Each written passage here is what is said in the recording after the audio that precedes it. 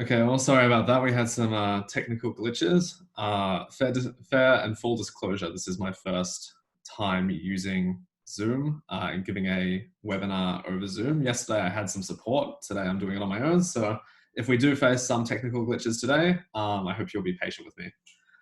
We are waiting on a few more people to join, but I think that's probably because the connection was severed. So we'll have to hope that they're able to rejoin us now. I've just sent them an email. Thank you all so much for joining today's webinar. As you can tell, I'm actually in a very informal setting. I would usually have hosted something like this from my office, but due to the times that we live in, I am working from home, and I suspect that I'm not the only one who is working from home. So I hope you'll appreciate that, and you'll bear patience with me as well, because I am using the technology that I have available. An added extension of gratitude is warranted to all of you for joining in this particular time. And I did want to use this moment to voice Charity's specific sensitivity to the fact that schools are placed under, specifically schools are placed under some tremendous difficulty right now. I know that I have family and friends who work in school communities, and it does sound like a particularly difficult time as those schools are trying to balance out what decisions make sense for the well-being of their staff and students in the short term. Even in Australia, and I know that we have schools today on today's meeting that are representative of different states and territories around Australia, as well as actually countries outside of Australia. So we have joining us today a South African school, a Japanese school, and later on I think we'll be joined by some New Zealand schools. But even in Australia, where we're facing conflicting advice given to us by the government that schools should remain open, even as many of the schools that I work with have made the strategic decision, or the responsive decision rather, to close. So obviously we're aware that schools are facing tremendous difficulty, and I'm grateful that you've been able to join today. And I think a particular challenge that your schools are probably facing as well in the coming weeks, and this is not something that Charidy can provide a huge amount of support for, especially given the difficulty that I'm having conveying this webinar over the Zoom medium, is that transition from personal and physical face-to-face learning to the digital space. And Zoom, ironically, is probably becoming one of the largest platforms for educational offering in Australia. So the irony is not lost on me there. And now that I've got the opening remarks out of the way, and we have some of those final attendees connecting to us now, so thank you so much for joining. A couple of logistical things. There is a Q&A option. I'm not sure how familiar everyone is with the Zoom platform. I know that, as I said, yesterday was the first time I used it, and I had a bit of support then. I'm doing it on my own today, which is why we might face a few more technical difficulties as the next hour progresses. But you'll be able to see on the bottom of your screen, or you should be able to see, that there are a couple of different tab options there. So you can see obviously that there's a Q&A option, and I will be taking questions that you might have around fundraising, around Charity's specific opinions on certain things to do with Giving Day specifically, or even just the general climate as it stands at the moment, because it is quite unique, and I'll be touching on that shortly. So we will be doing a Q&A, and you can type your questions into that offering there. And there is also a chat option. So I don't know if it's difficult to navigate, but I can be flagging questions on both of those different tabs there.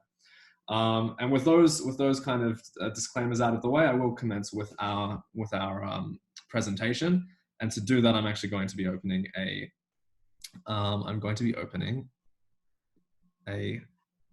slideshow. Okay.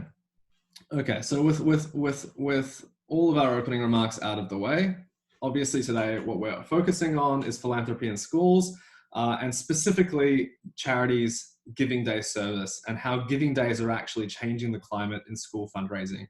And when Charidy opened up, and I'll come into some background about Charidy as a company shortly, but when Charidy began working with schools, especially in the Asia Pacific region, schools were either doing one of two things. They were doing annual giving with direct mail as the primary piece and primary mode of communication, or they weren't doing annual giving at all. And both of those have proven to probably be, or certainly the latter, but even the former has proven to be lacking, or I guess slowly wearing off in terms of its effect and impact in their community. And schools are now trying to face and answer questions around how to best build or kickstart a culture of giving in their school and get some excitement and engagement in their community with their annual giving. And what we've done, which I'll be touching on throughout this process, with this presentation, is used giving days, quite often matched giving days, but not necessarily matched giving days, and I'll be touching on that as well, in order to do that. And before I kind of kick off, I do want to make some introductions. So first of all, I know that today we have a number of attendees on the webinar who have had conversations with Charidy consultants in the past, and maybe even a couple who haven't. So if you don't know me or we haven't connected personally before, my name is Kaylan Macbeth. I've worked at Charidy since the end of 2017. Initially, when I started up with Charidy, I was based in Sydney and I started up our New South Wales offering, or I guess presence there, and spent about 16 months there, working predominantly with schools, but also with some of our nonprofits and hospitals that we partner with in that area. And I also used that time, because of my personal background and experience in New Zealand, to build up a lot of relationships with New Zealand schools. At the end of 2018, I commenced with a sabbatical overseas for 6 months, and actually only just returned to Charidy quite recently in August. And I'm now based in Melbourne. But even from Melbourne, I manage many of our New South Wales relationships, as well as relationships across the Asian region, which we're starting to build up with. We've identified schools there as being potentially partners that can benefit from some of the insights that we've built up. And again, also our New Zealand partnerships as well, just by virtue of the fact that I was based in New Zealand for a number of years.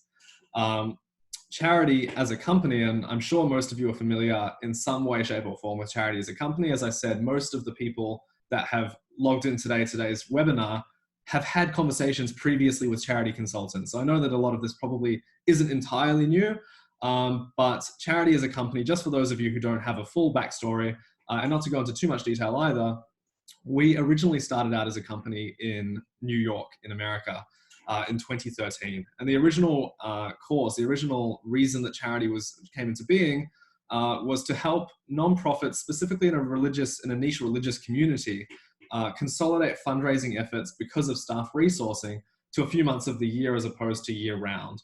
And so the founders of Charidy identified these specific religious organizations as benefiting from a targeted and consolidated fundraising approach that might actually also be innovative and engage the community on a deeper level than previous practices, which also lent itself to the fact that they were limited in staff resourcing.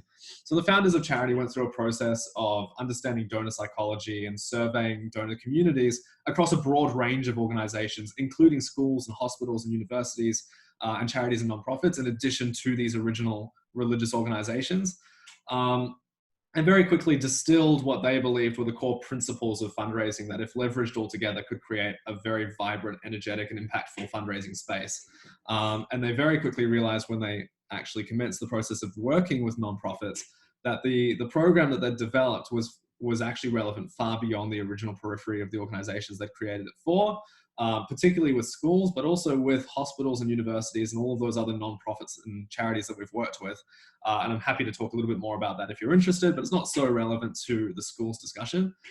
And then in May 2016, we actually brought Charidy to Australia as a kind of subsidiary. We're quite independent here of the global charity presence. We're the third largest charity presence worldwide after America and after Israel. And we're also obviously active also in Europe, South America, and various other regions as well. But the Charidy Asia Pacific office, which is based in Australia, is the third largest worldwide. And since 2016, we've now worked with over 50 schools, and as in addition to a number of charities and nonprofits, 150 to be precise. The most recent school that we worked with to implement a giving day, which is the topic of today's discussion, was actually as recent as last Thursday. And St. Margaret's School, which is an Anglican girls' school based in Queensland in Australia, we're raising money for a swimming pool, and decided that in spite of the current circumstances, which I'll be touching on in a second, it was still worthwhile and it was still necessary to implement that campaign for their swimming pool. And I'll be using that as a bit of a case study today, as well as a campaign that we're running live today.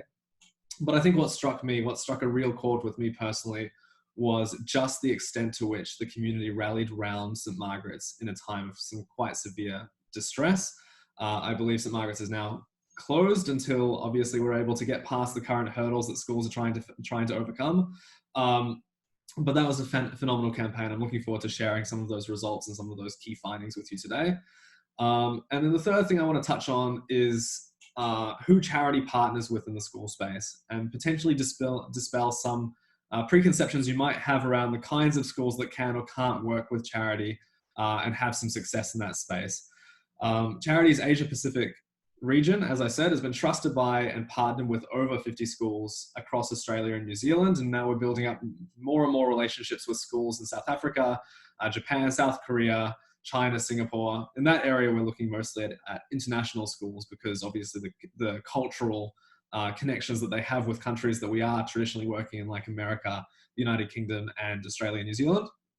But the schools that we've worked with, those 50 schools actually represent a large diversity and a large variety of schools, from Westlake Boys High School in Auckland in New Zealand, which is a state school there, to rural schools, rural Catholic schools like Chevalier College in Bowral in New South Wales. We've worked with a huge number of girls' schools, from small Catholic schools like St. Rita's College in Queensland to large independent Anglican schools like Wrighton Girls' School, Melbourne Girls' Grammar School in Victoria. And this diversity and variety, in addition to some of the larger top tier schools that you probably are more familiar that we've worked with, like Brighton Grammar or Shaw School in Sydney, or even Scotch College, it really reflects one self-evident truth that we've found in school communities since we started working with a lot of Australian and New Zealand schools, which is that the community and the community cohesiveness is a far greater indicator of success in philanthropy than the wealth in the community. So a small Catholic school that we've worked with, like City Point Christian College in Queensland, has had what we think is very comparative success to some of the larger, very wealthy school communities that we've worked with. And there's no real distinction in terms of participation. And obviously different schools identify different KPIs and different indicators of success, but we've found that across the board, it's much more to do with how your school community feels connected to its school, even outside the obvious relationships that you build with them, which is current studenthood or current families. I think if we can create long-lasting relationships with alumni and long-lasting relationships with past parents, and you see that with some of the more successful schools that we've worked with, that's much more of an indicator of success. So as you can see, the next thing I want to discuss is the elephant in the room. I've referenced it already a few times. And if you're anything like me, you probably haven't really been able to have too many conversations over the last fortnight that haven't included in some way, shape or form COVID-19 or novel coronavirus. And I think I don't want to dwell on the rather grim circumstances that are unfolding around us too much. And there's a couple of reasons for that. Part of that is because there is an end date to this crisis. We know that as a fact. When it is and how it looks is something that we can't really know, but there is an end date, and schools do need to be focusing on what happens after that end date, just like many of the charities and nonprofits that we work with also need to focus on what happens when normality does resume in some way, shape or form. And the second reason I don't want to dwell on it too much as well is because we can't really, with any sense of accuracy or any sense of data developed from market research, which just hasn't occurred because it's too early on, we can't know specifically and in detail what effects this is going to have on philanthropy. But as I mentioned, certainly with time, the effects such as they will be, will wear with time, and we'll conceivably see those wearing off in about 12 months. And in some cases probably earlier, and in some cases maybe a little bit later. Nevertheless, there are some factors to take note of in the school communities that are doing or engaging in philanthropy. And I know, again, we have a number of schools joining us today that have different or are in different places in the philanthropic process. And I think that it's important to consider that there's always a right place to start. And I think partnering with us in some way, shape or form, or implementing some kind of innovative approach, be it a giving day or something else, is always a good way to do that. But there are immediate consequences of the coronavirus epidemic or pandemic outbreak that I think we do need to be conscious of. The first, is that major gift fundraising is going to be a significant challenge in the short term, at least until industry and the economy begin their recovery phase, which is optimistically not going to be until August in the earliest. And I know that a number of the schools that I'm currently working with for a matched giving day, which does require major gift solicitation, are having those conversations, and those conversations are changing form because more and more major donors, be it corporate sponsors, be it high net worth individuals in the school community, are finding that their personal financial circumstances are changing, or they're uncertain as to what that change will look like in 6 months' time and don't want to commit to large dollar amounts. And that's important in terms of major gift fundraising. But the next question is there going to be an effect on Australia, New Zealand, or generally the Asia Pacific community's propensity to give in localized amounts? And by localized amounts, I mean those kind of $50, $100, $200 gift amounts, those smaller amounts that make a difference when we're talking about crowdfunding. And I think possibly there will be a little bit of an impact, but certainly not to the degree that we need to be overly concerned that any fundraising endeavor that the school embarks on will be unsuccessful. As I mentioned, we most recently worked with a school as recently as last Thursday, which is only a week ago, and which was probably a couple of weeks into the early onset hysteria brought about by coronavirus. And we saw the community, we saw the school community rally round with those localized amounts in a really prominent way. And we will be touching on that. Additionally, as some of you may have observed on LinkedIn, I'm not sure how many of the participants on today's call, on today's webinar, are connected with me personally on LinkedIn, but I and the Charidy team have some thoughts on what we think is probably an appropriate and strategic approach philanthropically to the crisis that's unfolding. Ultimately, we understand, and I've touched on this, you've probably read a lot about it in recent media coverage, is that the economy is going to face some very significant ramifications from this crisis. And this is going to affect everyone across the board, but most prominently small business owners. And there's almost certainly in every school community that charges fees around Australia, New Zealand, South Africa, and the broader Asian region are going to find themselves in a place of growing difficulty. There's going to be difficult discussions around people paying fees in the short term. And this lends itself to a question, some concerns around how schools can keep their communities together and keep those families in their school communities whilst also maintaining and offsetting that financial deficit that's brought about by those fee discussions.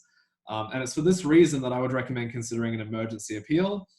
Just about half an hour ago, Educate Plus, which is the Australia, New Zealand based equivalent of kind of CASE. It's an aggregator of all sorts of advancement and development offices across schools in Australia and New Zealand. And they had a webinar or a special interest group meeting around this discussion specifically. And a number of schools are looking at implementing an emergency appeal for the sake of raising a coronavirus hardship fund, for lack of a better term. And this could potentially circumvent the issue, at least to a degree. You might be able to create something of a safety net so that when those families come forward to the school with discussions around the difficulty they're facing in paying fees, at least in the short term, there's a bit of a safety net, there's a bit of a contingency there. And I think that that's a really necessary approach, both to keep the community together and also to make sure that we're able to do that without finding ourselves in a very difficult position financially. Charidy can help with this in terms of technology and strategy. We're able to put together an emergency appeal process with you in a very short period of time. I'm happy to flag that conversation with you or flag some of those questions you might have in the Q&A afterwards. And this is the case with some of the schools that joined us yesterday, I'm happy to begin an offline discussion with you specifically about how this could work for your school community. But that does differ from what I'm about to discuss in some depth, which is giving days. Although some of the strategy and some of the approaches would be similar, there's a lot of overlap in how we'd approach the situation. But giving days also, not exclusively, but quite significantly leverage match giving. And I want to discuss that in some distinction to what I've just discussed in terms of a coronavirus hardship fund. But do bear that in mind, and I'm happy to take any questions on that at the end. Okay, so the next slide is around objectives. So what are we hoping to do in the school space with a giving day? So when Charidy came into being, as I mentioned, they were originally trying to find ways or solutions to bring in and consolidate fundraising efforts to small religious communities. But since then, we've obviously branched out and built our team around different areas of expertise and experience. And in Australia and New Zealand, we've found that there are a number of issues that schools face philanthropically that our giving day process are able to answer quite drastically or quite effectively. So the first that we want to do, and I've touched on this very briefly already, is that annual giving processes, assuming that they take place in your school already, and if they don't, that's also something that we've encountered as well, with some quite surprising schools actually as well. There are some large top tier schools that are also not doing a huge amount, or traditionally over the last recent years haven't done a huge amount in terms of annual giving. But certainly that space is requiring innovation and a fresh approach. So traditionally speaking, we're talking a lot about direct mail in that space. And direct mail still has its place in the fundraising arena. There's still a necessity for it, or even if there's not a necessity, there's still a transition period where some schools are still going to be using direct mail, even if it's in conjunction with and integrated with a giving day that we'd work with them for. And there's a number of cases where that's been the case. But certainly bringing a fresh approach to some practices that have found themselves declining in terms of results. The next problem or the next objective that we have with a giving day process is to kickstart or revitalize a culture of giving in your schools. So whether or not your school has an existing culture of giving, so you might have some fundraising efforts in place, there might be a consciousness in your community that the school is a place to give charitably. Certainly we've found many of the schools that are using some traditional methodologies or haven't really shaken things up in recent years are finding that that's starting also to decline. There's a little bit of reticence, there's a little bit of fatigue, and we need to kind of we need to revitalize that and breathe new life into the culture of giving. But also surprisingly, and particularly in Australia and New Zealand, but also South Africa, and I think probably in some of the international schools in Japan and South Korea as well, are finding haven't necessarily done a huge amount in the fundraising space at all. So there isn't a culture of giving necessarily in those school communities, but more and more we're realizing that fee payments don't cover everything that we need them to cover. Just by necessity, we can't cover scholarships and bursaries by existing fee payments. We can only really subsidize or supplement them. And we need to be able to create new solutions to be able to raise or meet those revenue deficits. And a culture of giving is a large and important way to do that, even if it's investing in the short term so that in the long term we've been able to build those relationships. The third objective of a giving day is to raise more money from a broader donor base.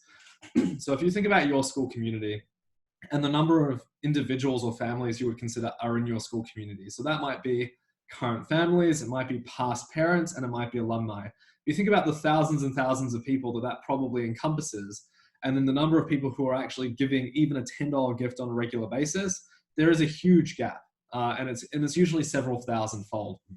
So what we need to be able to do is leverage the fact that your school community has built goodwill with your community. Alumni who went to a school in Australia, for example, have a passion for that school after they've left the school and gone on to begin their career. And this, I think, is probably, especially in Australia, New Zealand, and South Africa, but probably also to a degree with international schools in Asia as well. We've adopted a cultural approach that's quite prevalent in the United Kingdom, which is that although you'll go to university, or oftentimes you'll go to university and have a tertiary education, much of your identity, much of the passion of your identity that you kind of develop is connected much more to the school that you went to, your secondary education, which is very much a British approach. And it's in quite stark contrast to what we've experienced in America, where the college or university culture is more prevalent than your school.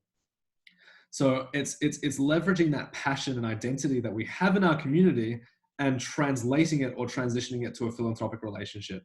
And we want to be able to bridge those gaps. Someone who went to, whichever school it is, 20 years ago and has some disposable income now because they've kicked off their career, we should be able to expect that someone who has that passion and who would consider sending their own children to your school wouldn't be entirely reluctant to give a $10 gift to a bursary scheme. That's just an example.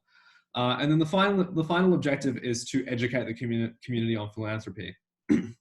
So a lot of Australians and New Zealanders, and a significant number of South Africans as well, do actually give philanthropically or charitably on a regular basis. And it stands to reason that your local church or hospital or charity can receive a gift or can expect a gift, reasonably speaking, on a regular basis. What we've found with schools is that school communities haven't necessarily conveyed effectively that the school is also an option for charitable giving. So a school that charges something like $25,000 a year, $30,000 a year, whatever the equivalent is in your localized currencies, they're charging a significant amount of money. Why is it then that they would have to raise money on top of that? And why would I give a charitable gift to such an ostensibly lucrative organization?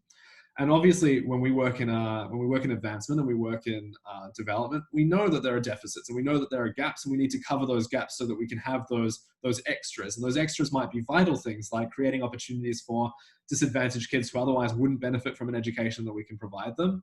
And it also might be from building projects that we want to be able to provide for our school and invest in the future of our children. And we know that those things generally aren't covered by fees. So we need to be able to educate the community that A, that's not necessarily the case, but B, that this money is going somewhere meaningful. When we're raising funds for a means-tested bursary, that's a charitable venture.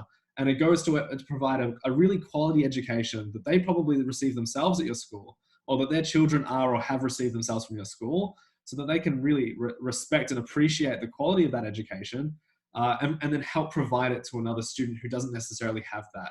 Now, we know intuitively that that's the case, and that's where those funds go. But a giving day and the approach that we use in terms of the marketing of a giving day is an effective and compelling way to be able to educate and convey that narrative to your community. So those are our objectives, and that's what we're going to try to achieve, and we're going to discuss how we achieve that as well.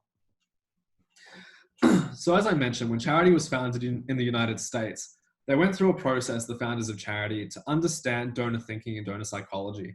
And by working with a number of charities and nonprofit organizations in America, and this is translated very well to what we experience here in Australia, and then across obviously South Africa and New Zealand as well, is that there are 4 core underlying principles of donor thinking and fundraising, broadly speaking, that if we can leverage and bring together in one space, we're going to be successful in bringing more people over the line to give at a certain time and place than we have previously. Those underlying principles were distilled into the 4 following principles. They're community, urgency, recognition, and impact. And if we're able to bring all of those things into one fundraising arena, we're able to compel more of our communities to get excited and actually to give in a certain time and place. And I want you to think about those 4 things for a second, because when we think about traditional fundraising methodologies, we can actually generally pinpoint 1 or 2 to each one of those methodologies. So if you think about a gala dinner, for instance, which is an event that you've spent several months working on that brings 200-300 people in a room, quite tangibly, you've brought a large number of people into a single space, and that can quite immediately create a sense of community. Although ironically right now we can't be doing that because of the COVID-19 issue. But although a gala dinner is able to create a sense of cohesive community in the short term, and that's quite a physical and instantaneous sensation, we're not necessarily able to achieve a level of impact, for example, or recognition or urgency, depending on how that transpires. If we think about direct mail can probably give across a sense of impact, depending on the messaging and the framing that you've used in your direct mail. You might even be able to give a sense of urgency, although I would be a little bit speculative about that, but definitely depending on how you frame it, how you convey the narrative in your direct mail, you can create a sense of urgency, but certainly not a sense of community. And I'll give you an example of that. If I receive from my alma mater in New Zealand a direct mail piece that says, we're raising money so that we can bring more borders in from the country because of drought, or whatever the case may be, I might feel that there's an urgent need to be able to provide a safety net for kids who can't afford to go. Or I might feel that I'm having a real impact on the school or impact on people's lives. But if I send that back with a $50 check, I have no clue whether or not I'm one of 5 people who gave or 500 people who gave. It's a very isolated experience. And that's something I'm going to be discussing with regards to major donors in a second as well. But because of that sense of isolation, there's no sense of collective giving, there's no sense of community. And all of those 4 things are things that if we can bring together, again, we can actually compel people to give in a certain time and place.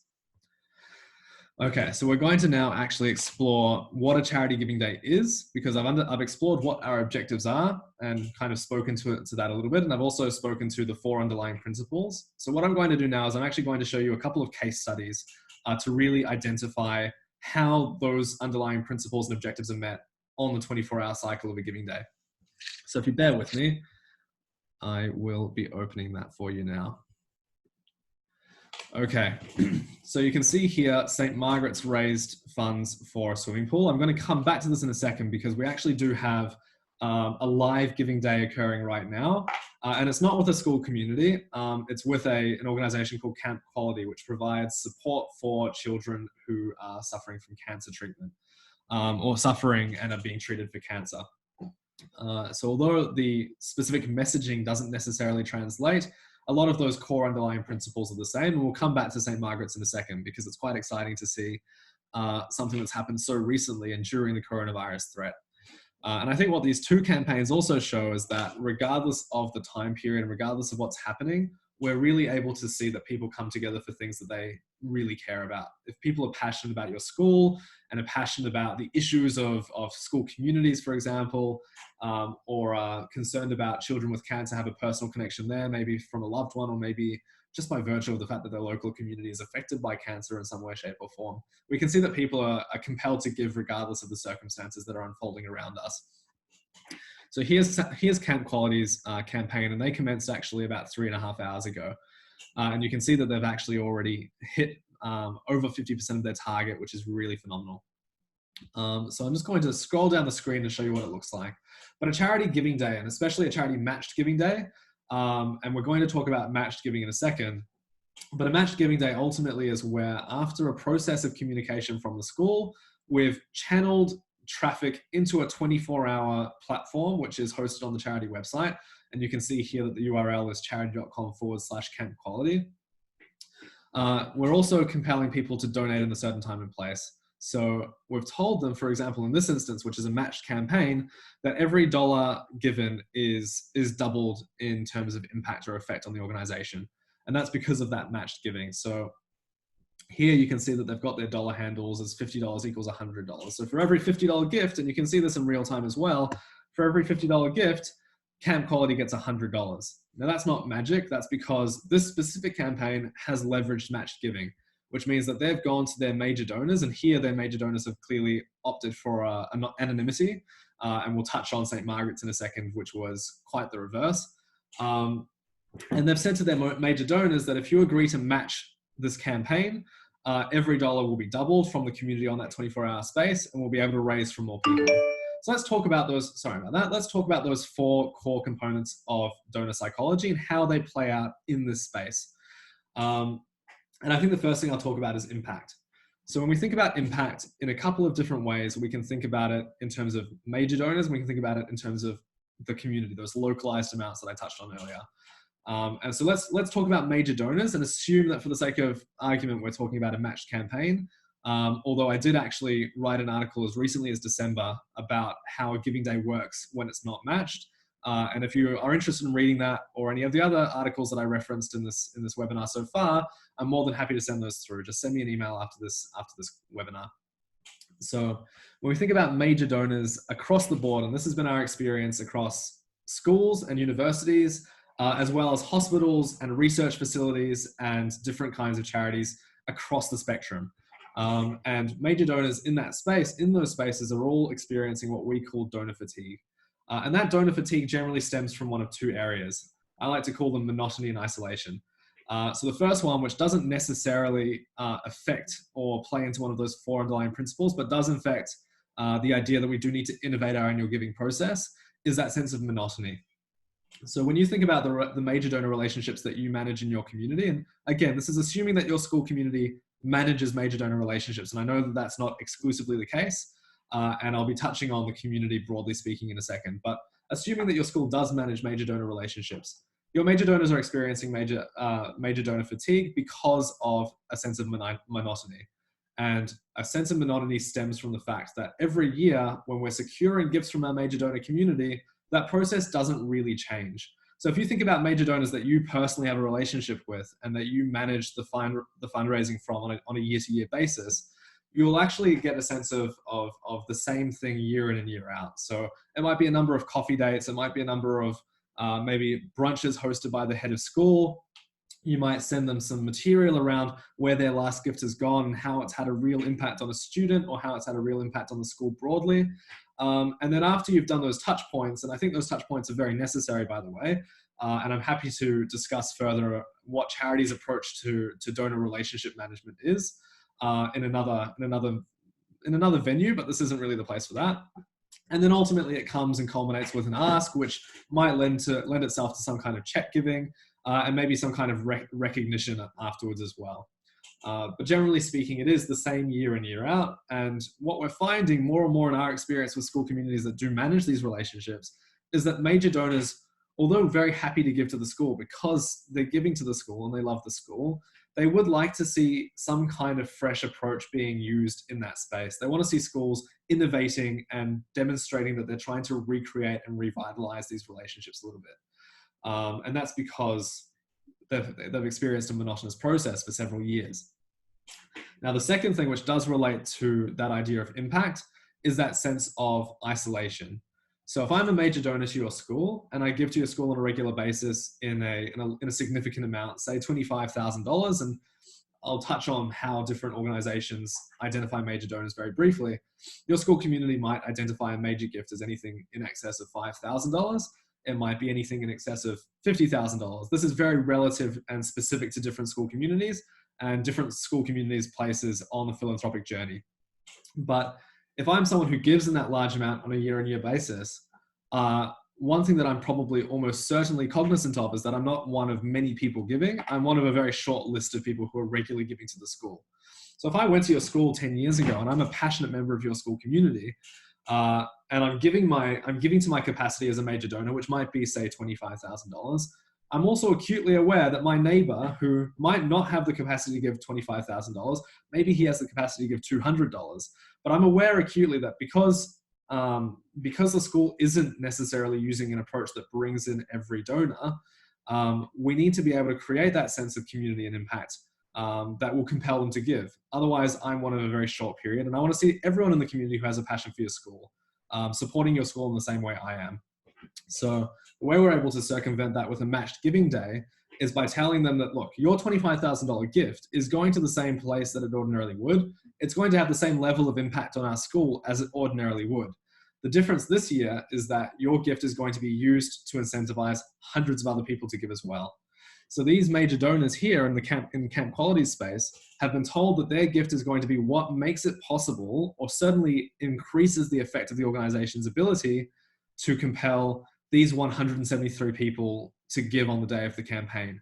And suddenly, even though I haven't changed how much I'm giving, I've felt that my $25,000 gift has a tangibly increased or amplified sense of impact on the school. And then on the other side of the ledger as well, and let's talk about those localized amounts for a second in terms of impact. If we're using matched giving in the first instance, we're able to tell people that, and this is a very kind of short and common sense answer, that your gift has doubled the impact. It literally has twice the impact that it ordinarily would. And that's a significant thing for anyone who's looking at an $80,000 target and has $25 in their pocket to spend. Now we know obviously that we need to be securing those smaller gifts, but we need to be able to create that sense of impact in those gifts, and that's a way to do it as well with matched giving. But even if we take matched giving out of the process and we can't tell that person that their gift has double the impact, what we are able to do on a giving day space is show instant gratification of the impact that gift has had on the school. And what I mean by that is that someone who's been channeled into this website during the 24 hours and puts in their $50 gift, they're able to see in the first instance the instant gratification that their name comes up with their dollar amount. And you can see here that they're also able to highlight messages to the school, or messages in this case to Camp Quality, which can quite often be quite emotional. And especially when we're talking about children suffering from cancer, those are going to be quite emotional messages. And that instant gratification comes up as in terms of instant feedback, which really speaks to the current generation's desire for that sense of instant feedback and instant gratification. But they also see that their gift has helped and changed the target. So they can see with that thermometer that their $50 gift has made an impact. It has made a change. Might not be as huge of a change as we'd like it to be, but it's made a change, and that's enough for a lot of people to kind of have an amplified, or at least a larger sensation of impact. And when you compare that to something like direct marketing, where we're making a lot of the communications in the same way around how much we need to raise, if we want to raise $500,000 for a new scholarship, or $1 million for a new swimming pool facility, or even $100,000 for a new bursary scheme, and I've got $50 in my pocket, I know that that's not really going very far. And if I send it back in the context of a direct mail, I also don't really have any sense of whether or not that's actually ticked you along closer to your target. Although logically speaking, of course, it has. What we're able to do in this space is show that quite demonstrably. And I think that that's why we're able to see that everyone, regardless of whether or not we're using match giving or not, feels that added sense of impact. The next core underlying principle that I talked about was community. And you can see also in terms of matched giving, but even not in matched giving, how a sense of community and cohesiveness is able to be provided by way of a digital giving day. So from a major donor perspective, obviously, again, that sense of isolation that they have is entirely obviated by seeing that their gift has made it possible for the school to raise from 173,000 people. Sorry, 173 people. And that demonstrates to them that they're part of a broader community that has the same passion for the school, regardless of capacity to give. And then from the school community, those localized amounts, broadly speaking as well, in contrast to a limited or exclusive space like a gala dinner, or in contrast to an entirely isolating experience like direct mail, the excitement and energy that you see in a campaign that's live with hundreds of people giving in the same space and leaving their messages, and in this case also tagging their gifts with different groups that they're part of, creates very tangibly and very demonstrably on the digital platform a sense of community. Suddenly people feel like they're part of something larger than themselves. And if we can do that, we can really inspire people to give more. The next core component, the next underlying philosophy or principle was urgency. And I think when we think about broader or traditional fundraising approaches in school communities specifically, with regards to capital campaigns, for instance, or even direct marketing, we're not really able to create a sense of urgency. And one of the reasons for that is that we've, generally speaking, given either an undefined bracket of time for people to donate, or we've given an entirely too long bracket of time for people to donate. So if I receive, for example, something from my alma mater that tells me that I have about 3 months to donate, even if I'm entirely compelled to make that donation, I've been given such a long period of time, and people are fallible. That will fall to the back of my mind and ultimately fall to the wayside. What we need to be able to do is really incentivize people by compelling them with the message that there is a specific time and place, and it's next week, or it's today. It's not 3 months from now. It's not within the 3 months. It's next week, or it's today. So one of the things, and I'll talk about this more broadly in a couple of slides, but one of the things that we do with the space is a short targeted marketing campaign, usually no longer than 10 days, but also with regards to the day itself. If I come into the school website and see that I've only got 20 hours and 14 minutes left to donate, that's a very powerful message. That inspires me to give here and now, because next week my gift isn't going to really have the same effect. It's here and now that the school's asking for my gift, and it's here and now that I'll be able to see that impact make a difference. It might still go to the same place, and logically speaking, we're able to recognize that. But here and now is where they're trying to raise $80,000, and here and now is where I'm able to see that gift go towards that $80,000, and that's a sense of urgency. And I do want to distinguish very briefly between urgency and emergency. Obviously an emergency campaign, and I've talked a little bit about how we might want to work together to do something for coronavirus hardship, which I would identify as an emergency campaign because it's quite reactive. But an urgency in a campaign like this isn't because we need to do it right now, because otherwise the school's going to collapse, but it's because this is the targeted approach. We want to create a sense of buzz in a very short period of time, and that's how we use urgency in a positive way, rather than maybe the negative connotation that's attached to an emergency appeal. And then the final one of those 4 underlying principles of our fundraising and our fundraising approach at Charidy was recognition. Now again, and I know I keep talking about matched giving, I really do want to emphasize that matched giving isn't a necessary aspect of running a giving day. And I'll send an article out if you're interested about how it works without matched giving, but you can imagine it's more or less the same process without major donors matching it beforehand.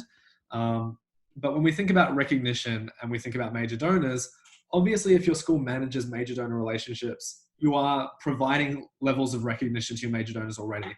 And that's just by virtue of the fact that if someone's giving to your school in a substantial amount, be it, and again, different schools identify this in different ways, but be it $5,000, $10,000, $100,000 on a regular basis, we know the school needs those gifts. So we need to be able to provide the recognition for those gifts. You might do that with things like donor trees. You might do that with things like naming classrooms, naming swimming pools, whatever the case may be.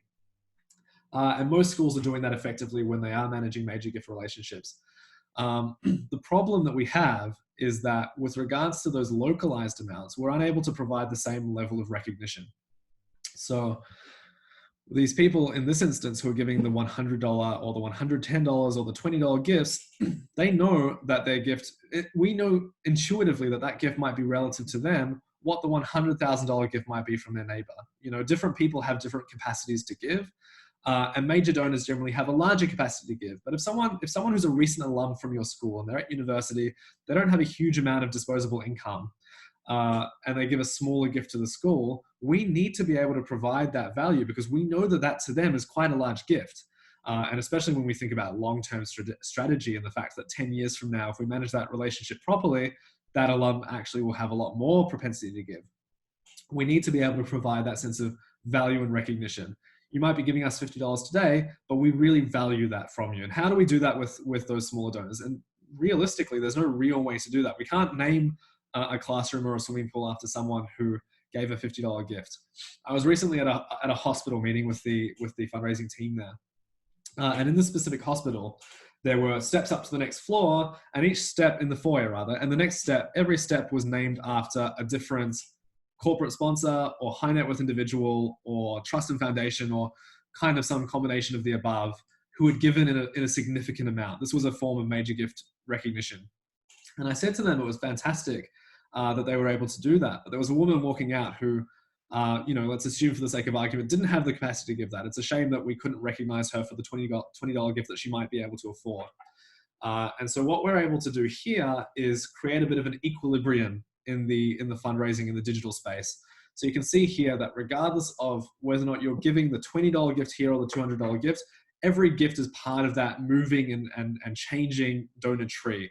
We're able to really compel people and incentivize them with the idea that every dollar is really valued and every gift makes a difference. So having this kind of a digital fundraising tree, regardless of the level of gift, provides that sense of recognition. And then in terms of charity, more broadly speaking, we also recommend and provide strategy after the campaign itself on donor stewardship. Charity has the D in its name because of one thing, and that's because we're donor-centric. We believe that we need to be prioritizing donor relationships regardless of the level of giving. And so one of the things that we'll do after the campaign as well, besides creating this equilibrium and this kind of equal playing field in a digital space, is also give the school or work with the school to develop strategy to provide ongoing recognition of value after the campaign. And we've seen that in a couple of cases. There was a school that we worked with in 2017. And in their first year working with us, they've now worked with us for several years consecutively. But in their first year working with us, they wanted to, again, innovate their annual giving. They wanted to do something different. And they worked with us to raise for a means-tested bursary. Their campaign actually raised from double the number of people that they had previously raised for on average. And they got 409 people to give during that 24-hour space, which was fantastic. It was a phenomenal result for them. And they decided that for the new means-tested bursary, they wanted to be able to really identify and recognize every person who contributed to that campaign. So they called that new scholarship the 409 scholarship for each of the 409 people who donated to that campaign. And regardless of whether or not you were someone who gave $10 or $10,000 to that campaign, you were one of the 409 benefactors of the 409 scholarship, and you've received communications from the school here and there that describe the current recipient of the 409 scholarships experience at school. And that's just one kind of idea that's been used to provide ongoing recognition for donors regardless of the level of gift. So that's obviously how we ultimately play out those four core underlying principles of donor thinking on the giving day itself. I do just now, before I return to the slides, I do want to show you the St. Margaret's campaign, because just to give us all a sense of even some positivity that this space hasn't destroyed or drastically impacted our effect and ability to go to the community and ask for philanthropic or charitable gifts. So St. Margaret's School in Queensland, which is an Anglican school, an Anglican girls' school there, went ahead with their campaign quite courageously, I think, for a $100,000 swimming pool renovation. They ultimately exceeded their target by 62%, so $62,000. And you can see, again, how the matches, those major donors who contributed to the matching aspect of the campaign ahead of time are identified there. And in this case, unlike Camp Quality, they haven't opted for a lot of anonymity. Although there are probably, and you can see here also, by the way, the St. Margaret's Old Girls Association collectively has decided to be a matching donor. I believe the head of school as well, actually, if I scroll through. has decided to. So you can see the head of school there, which is just underneath my camera, sorry, has also opted to be a major donor. And that kind of, the Old Girls Association and the head of school and sometimes the board coming in as a matcher can really provide that sense that the school's being led by example. And that's really fantastic. And just going down, you can see as well here, unlike with Camp Quality, who use the teams function, that kind of tagged gift function, just to identify who you are, the school community here has decided to actually do a house competition. So every donor who gives can tag their gift to their house. And that's just an added sense of impact and kind of engagement in the school community on the day. And you can see, actually, much like the campaign I just referenced with the Means Tested Bursary, they had 409 people who gave in that 24 hours. And scrolling through some of the messages were quite meaningful as well about how passionate people were about their school community and how happy they were to give, even in times of strife. I would keep scrolling to find those, but I think that's probably going to be a little bit of a waste of time for us. But it is fantastic to see. Now, just coming back here. Ooh. All right. So that's what a matched giving day, or that's what a charity giving day looks like. And just to re-emphasize, I promise for the last time, although the majority of charities giving days with schools have been matched giving days, we are entering into a period where confirming and securing gifts from major donors is going to be an added challenge. And it's something that we've done with schools where we haven't done matched giving days. We've just done giving days that leverage all of these other aspects without the matched giving. And those have been generally just as successful, actually. And I'm happy to send the article I wrote around strategy and why a giving day still works without matched giving in the follow-up from this webinar. All right, so you might have some questions, and one of the questions that I think is most commonly asked at this phase of the process is what's actually required. And I want to use this moment to really emphasize that, much like most forms of fundraising, a giving day or a 24-hour giving day is not just some magic solution where we don't need to really put some effort in. You need to really conceptualize a giving day like any other event. So if we think about a gala dinner, for example, that's generally months of effort that's followed up by a very short payoff, and that payoff shows varying levels of success. Now, the success in a giving day we've found across the board with the schools and universities that we've worked with has been really, really remarkable in comparison to some of those other events, but it requires the same level of work. And to break that down into three very high level kind of approaches, there's again that consolidated and concise marketing narrative. So really building up a really powerful marketing campaign so that we're able to convey to the community effectively that the giving day is happening. The second is staff and volunteer buy-in. So a lot of schools that we work with, and this is a strong recommendation that Charidy makes, is implementing or operating an operations room where people can call the community. It's a bit of a telethon, and I'm happy to answer questions about that in a second, because I know that that's probably going to cause some kind of knee-jerk reaction, but we do help with the logistics around that as well. And that does require a lot of work by the development team ahead of time to just confirm and get those volunteers and staff to really commit. And then if you are doing a matched giving day, the next large piece of work to consider is the securing of major gifts in advance. And that requires a lot of relationship building and management before we're able to make those asks. And those are, broadly speaking, the three largest pieces of work that take place over the few months beforehand. Now, that might sound quite daunting. Fortunately, Charity's involvement is much more than just a technology or a platform. You know, we don't come in at the last minute and just build a platform for the school and kind of wish you luck, because we generally find that that's not going to be very conducive to success. There's a lot more to a giving day, and that's why we've got a team of experts that have worked with so many schools and organizations to implement them. So in addition to a supported and robust variety of technology options, and we work quite well in that space as well, Charity's primary involvement is much more in a project management capacity. So if you spoke to most of the schools that we've worked with, they would say that the real value of working with us is, in addition to the fantastic and user-friendly platform that we provide and the website that we build for you, it's the way we hold hands of the client or of the school throughout that process. So we've obviously got a tried and tested program and approach that we've adapted across a huge number of school communities that we guide you through as well in terms of that project management, which usually transpires over about 8 to 12 weeks. but we have worked with schools in a much shorter time frame as well. Most recently, actually, in September, there was for one reason or another, there was a school in Perth that we needed to turn a campaign around within about 5 weeks with. And that was a tremendous success as well. But generally speaking, we'd recommend working and building the relationship with Charidy about 8 to 12 weeks in advance of the giving day. Some of the things that includes, and it's not limited to these things, the target setting. So kind of doing a bit of an analysis of your school community's fundraising and philanthropic history, and helping the school work out what an ambitious and attainable target would be.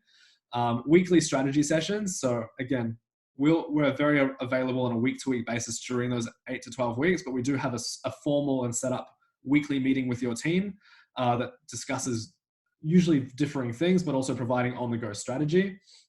We build up project plans and timelines based on our accumulated expertise and based on our tried and tested approach for your school team. So that means building up a timeline that really breaks down on a week-to-week basis what we should be aiming to achieve by this date. And then finally, because of those core aspects that I just discussed, those core aspects of the work that's required going into a giving day, we also provide workshops on major gift securing and how to kind of present this as an ask to major donors. And that's not presupposing, by the way, that you're incapable of making asks. Obviously, a lot of you will probably be in a place where you manage a lot of major donor relationships. It's just because matched giving and a charity giving day is a very different mode of fundraising that we find that those workshops are really beneficial to people in development and advancement teams. We provide workshops and brainstorming sessions, and we really guide you through the process of developing your marketing campaign because the marketing campaign is probably the largest indicator of success in a giving day. And we have very strong opinions, I think, at this point about what does work and doesn't work. And we want to make sure that we're able to build something that's unique to your school community and does resonate uniquely with the people in your community and speaks to who your community is, independent of a different school, but also follows certain protocols that really create and instill that sense of excitement for the day. And then finally, the logistics workshops as well, which just means developing strategy around how the day will go itself. How many volunteers and staff members do we need, if at all, and what does that look like? How do we manage the data? All of those sorts of things. So you can see broken down there, and I'm happy to ask any questions that you might have on those following this, but you can see that there's a lot of involvement that comes outside of just the building of the website. And that's Charity's involvement, broadly speaking. Outside of giving days, and again, today has been largely about giving days and also a little bit about coronavirus and a coronavirus hardship emergency appeal, which I'm happy to discuss offline. But we do provide other services as well. That includes some design work that we can do for you. So direct mails or graphic collateral, whatever is required in that space. We do a lot of copywriting. We do a lot of video production for some of our schools in Victoria. And we also provide and have developed a new presence in the sector called Charity Philanthropy, which is our consultancy services. So we have a team of experts who have worked with a huge variety of schools at this stage. And we now want to leverage that expertise in a variety of spaces outside of just annual giving. So that might be capital campaign, it might be branding, it might be donor stewardship and management and relationship management. It could be a variety of things. I'm happy to send any of those materials through as well if anyone after this webinar is interested. And then last but not least, we have an annual giving platform outside the giving day space. What I mean by that, and I'm happy to actually just show you a quick example, just for the sake of clarification. But one of our school clients in Melbourne, which is Melbourne Girls Grammar School, worked with us for their first annual giving campaign with us in 2018, and they did a matched giving day. And then in their second year, which was last year, they decided that they wanted to maintain a freshness of approach. So they've decided to stagger a matched giving day to every other year at this stage. And so last year, what we did for them was we just built them a general giving platform that they used and circulated for the 12 months of the year. They set a $200,000 target, which was in stark contrast to the $600,000 target they set the previous year. And this was also so that people could just come in through the year and they could just use this as a bit of a back piece. It wasn't really a massively and targetedly marketed campaign like the matched giving day was. All right. That touches on, I think, giving days, and it also touches very briefly, and I'm happy to answer any questions, or you might have any concerns or questions or queries about any of those other things that we provide following the podcast, following the webinar. But now's the time, now's the Q&A time to kind of really identify if there's anything else that we'd like to discuss for today's meeting. So I'll leave this with you here, and I'll stop sharing so that we can go into the actual platform's Q&A function. Bear with me. It's now 1 o'clock, so we've been going for about an hour, which is a good solid amount of time. If you have any questions that you'd like to ask in the immediate interval, now's the time to do that. Otherwise, I'm more than happy to take your emails following the webinar. My email is just cmacbeth@charidy.com. You can give me a call as well. If you've received any of my communications prior to this webinar, you should have my phone number. But I'll leave the platform open for a few more minutes just to kind of flag any questions that you might have.